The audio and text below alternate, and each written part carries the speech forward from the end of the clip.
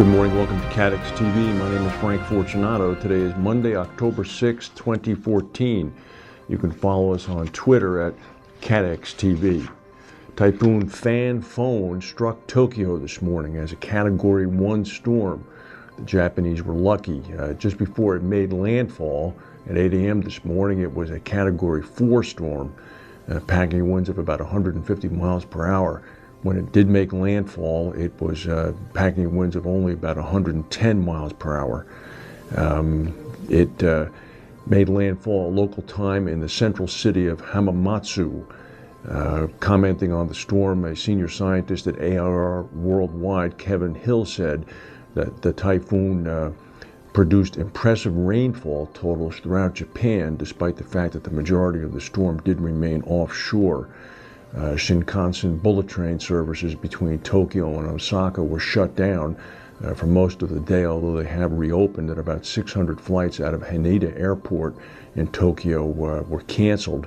Earlier, the storm had bypassed Okinawa. 3 American servicemen were presumed missing and lost at sea. Meanwhile, now there's another storm, Typhoon Phanfone, which has now been designated a Category 4 storm, and it is on a similar course as Phanfone, and if that's the case, it will no doubt encounter Japan sometime later this week.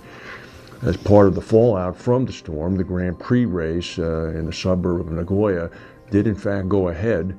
A 25-year-old driver is in intensive care with a serious injury, a brain injury, Jules Bianchi.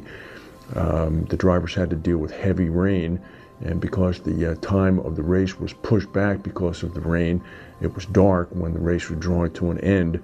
As an example of how difficult conditions were, the helicopter, the medical helicopter, could not fly safely because of the weather, and the driver had to be driven 10 miles to the hospital.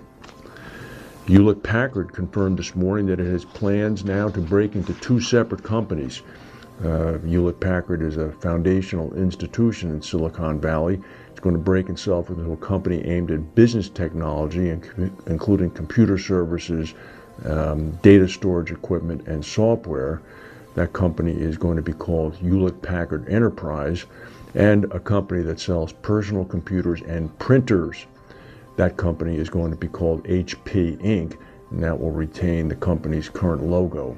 Hewlett Packard printers, of course, are well known for their dependability.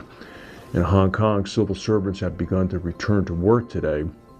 Pro-democracy protesters have cleared a path to allow some 3,000 civil servants to return to work. The Hong Kong chief executive, Chun-ying, had said that if they could not return to work, serious consequences would ensue. The police say there should not be any unreasonable obstruction by any members of the public. It seems as if the government is prepared to wait out the protests. The protesters, in turn, insist that their movement is not losing steam, despite the fact that the numbers of people outside are actually dwindling. Tom Ridge, the former governor of Pennsylvania and the first U.S. Secretary of Homeland Security, has launched an insurance MGA and a new cyber-liability facility that's going to be supported by 5 Lloyd's syndicates. It's going to be providing capacity provided by ACE, Aegis, Barbican, Brit, and Nove. Ridge, of course, was the inventor of the color-coding terrorist alert system. Also, it may be coming at a good time because a letter written by Tom Bolt, head of underwriting standards at Lloyd's, said, "We're very skeptical about efforts to merely patch some cyber cover into existing policies, for example, via a write-back on a cyber exclusion.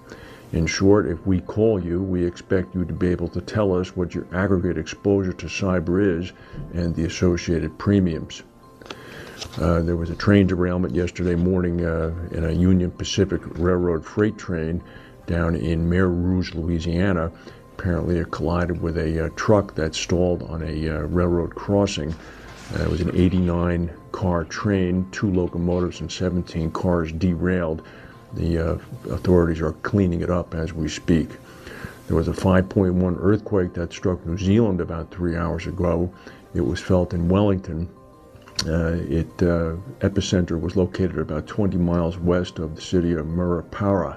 No reports of any damage or injuries. And on Saturday at the Seoul airport.